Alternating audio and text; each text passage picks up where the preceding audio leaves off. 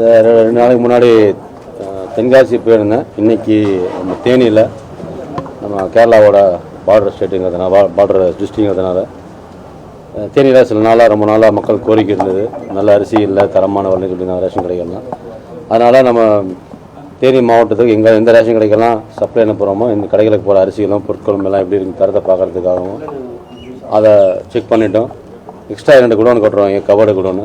வருங்காலங்களில் இங்கே இருக்கிற ரேஷன் கடைகளுக்கு நல்ல தரமான பொருள் அனுப்புகிறதுனால ஸ்டோர் பண்ணுறதுக்காக கட்டிகிட்டு இருக்கோம் கவர்டு குடோன்.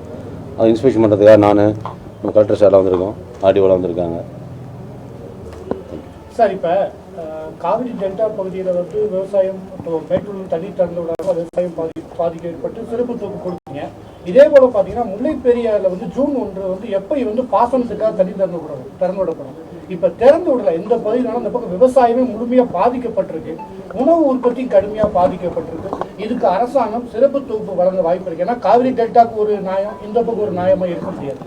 இல்லை, நம்ம மாண்பு முதலமைச்சரை ஒவ்வொரு ப்ராகஸும் பண்ணும்போதும் ஒவ்வொரு சூழ்நிலைகளையும் ஃபார்மர்ஸுக்கும் சரி எல்லா இடங்கள்லையுமே அவங்க மக்களோட கோரிக்கைகளையும் ஃபார்மர் கோரிக்கைகளையும் கேட்டு என்னென்ன தேவைகள் இருக்கோ படி செஞ்சுக்கிட்டு இருக்கோம். முல்லை பெரியார் சுச்சுவேஷனையும் மாண்பு முதலமைச்சர்களும் நீர்ப்பாசனத்துறை அமைச்சர்களும் எல்லா டிபார்ட்மெண்ட் அக்ரி டிபார்ட்மெண்ட் பேசிக்கிட்டு இருக்கோம். வருங்காலங்களில் அதுக்கான ஸ்டெப்ஸ் எடுத்து பண்ணி கொடுக்க சொல்லுவாங்க. தேனி மாவட்டத்தில் நிரந்தரமான கொள்முதல் நிலையங்கள் தேனி மாவட்டத்தில் 15 தற்காலிக கொள்முதல் நிலையங்கள் இருக்குது. வருங்காலங்களில் ப்ரொக்யூர்மெண்ட்டை பார்த்துட்டு ஒரு ஸ்டோரேஜ் ஃபெசிலிட்டிக்காக செக் பண்ணிவிட்டு ஒரு நிரந்தர மையம் ஏற்பாடு பண்ணுறதுக்கு பேசிக்கிட்டு இருக்கோம், ப்ரொபோசல் கொடுத்துருக்கோம். அடுத்த சிஸ்டம் வரும்போது வந்துடும். சார், இப்போ எல்னினோ பாதிப்புக்காக பல்வேறு நடவடிக்கைகள் எடுத்துகிட்டு வராங்க. உணவு உற்பத்தி கடுமையாக ஒரு பாதிப்பு ஏற்படும். ஏன்னா மழை அதிகமாக வரும், இல்லை புயல் அதிகமாக வரும், வறட்சி சூழல் ஏற்படும்ன்றீங்க. இதுக்கு தகுந்த முன்னேற்பாடுகள் உங்கள் அந்த சூழலுக்காக என்ன பண்ணோம்னா இங்கெல்லாம் ஓப்பன் குடோனாக இருக்கும், ஓப்பன் கேப்பாக இருக்கும், அதெல்லாம் தரம் மேம்படுத்தி கவர்டு குடோனாகவும் எங்கெல்லாம் கவர்டு குடோன் இருக்கோ அந்த இடத்துல ஸ்டாக் வைக்கிற நெல்லையும் சரி அரிசியிலையும் சரி மற்ற தானியங்களையும் அந்த டெம்பரேச்சர் அளவுலையும் கெட்டுப்போகாத அளவுலையும் ஒரு சயின்டிஃபிக் மெத்தடில் குடோனாக கட்டிகிட்டு இருக்கோம்.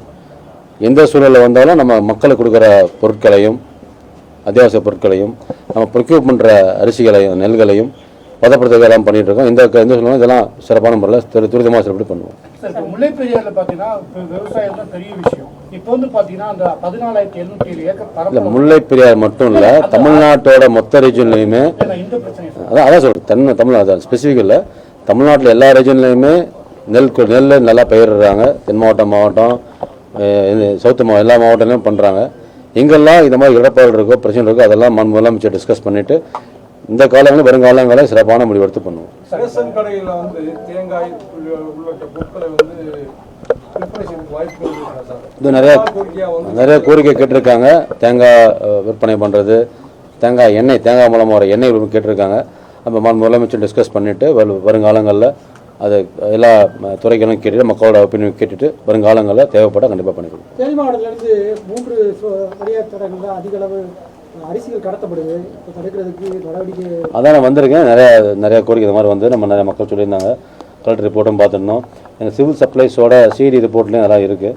இப்போ எல்லா இடங்கள்லையும் நம்ம முதலமைச்சர் சொல்லியிருக்கிற மாதிரி எங்கெல்லாம் கடத்தல்கள் பதுக்கல்கள் கையூட்டுகள் ஊழல்களாக இருக்கோ அதெல்லாமே ஒரு பகுதியில் நாங்களும் சரி எல்லா அமைச்சரும் எல்லா மாவட்ட நிர்வாகிகளும் மாவட்ட நிர்வாகமும் ஒருங்கிணைந்து முதல்லாம் தனித்தனி துறைகளாக ஒர்க் பண்ணுவோம்.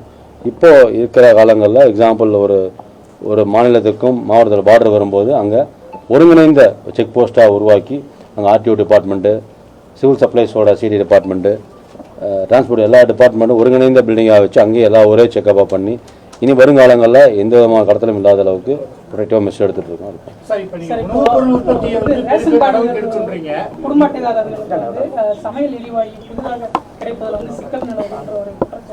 இது 3 மாதத்துக்கு முன்னாடி இருந்தது. இப்போ எனக்கு தெரிஞ்சு போன வாரம் டிஸ்கஸ் பண்ணும்போது எங்களோட செக்ரட்டரி லெவலில் டிஸ்கஸ் பண்ணும்போது அதுக்கான ரிலீஃப் எல்லாம் கொடுத்துருக்காங்க. முதல்ல 45 days தான் இருந்தது, 20 days தான் இருந்தது. இப்போது ஒரு வாரத்துக்குள்ளே கிடைக்கிற தன்மையெல்லாம் ரிலாக்ஸ் பண்ணியிருக்காங்க ஒன்றிய அரசாங்கத்தில். நல்லா ஈஸியாக கிடைக்குது. பாசிபிள் இருக்குது, இப்போலாம் ஓப்பனாக இருக்குது. கடந்த ஒரு வாரமாக டிஸ்கஸ் பண்ணும்போது அப்டேட் பண்ணும்போது பல இருந்த லேக்குங்கெல்லாம் போய் இப்போ வெகு விரைவில் கிடைக்கிறதுக்கு துரிதமாக பண்ணிகிட்டு இருக்காங்க.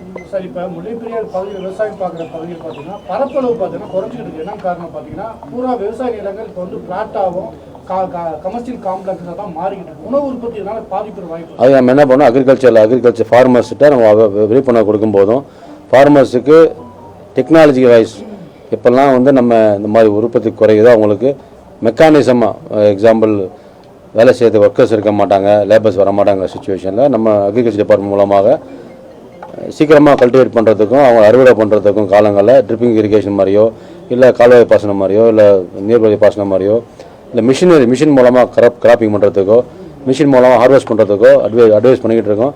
துறை மூலமாக நடவடிக்கை எடுத்துகிட்டு இருக்கோம். சார் கடந்த ஆட்சியில் பார்த்தீங்கன்னா உணவு பூங்கா தேனி மாவட்டத்தில் கொண்டு வரப்போகுது முன்னாள் முதல்வர் பன்னீர்செல்வம் அறிவிச்சிருந்தாரு.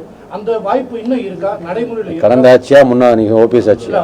ஓபிஎஸ் வித்தியாசம் நிறையா இருக்குது. வருங்காலங்களில் நம்ம வெற்றித் தலைவர் எங்களோட முதலமைச்சர் அவர்கள் ஒவ்வொரு சூழல்களும் ஒவ்வொரு மாவட்டத்துக்கும் ஒவ்வொரு மக்களுக்கும் தேவைகளையும் கண்டறிந்து மாவட்ட நிர்வாகம் மூலமாக அமைச்சர்கள் மூலமாக அங்கே இருக்கிற எம்எல்ஏக்கள் மூலமாக மக்களோட கோரிக்கைகளை கேட்டு இப்போ இருக்கிற நம்ம முதலமைச்சர் அரசாங்கம் மனசாட்சியுள்ள மக்களாட்சி உள்ள அரசாங்கம் எந்த விதமான தொய்வும் இல்லாமல் எந்த விதமான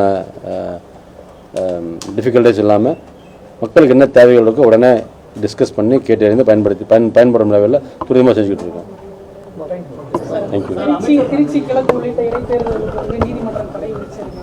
நேற்றைய தினம் முதல்வர் வந்து பரப்புற கரூரில் நடந்த பொதுக்கூட்டத்திலே இடைத்தேர்தலில் வந்து மக்களுக்கு பாடம் போட்டதுன்னு சொல்லியிருக்கிறாரு. ரெண்டு எப்படி பார்க்குறீங்க சார்? நாங்கள் எப்போதும் பார்ப்பது எங்கள் வெற்றி தலைவர் மட்டுமே.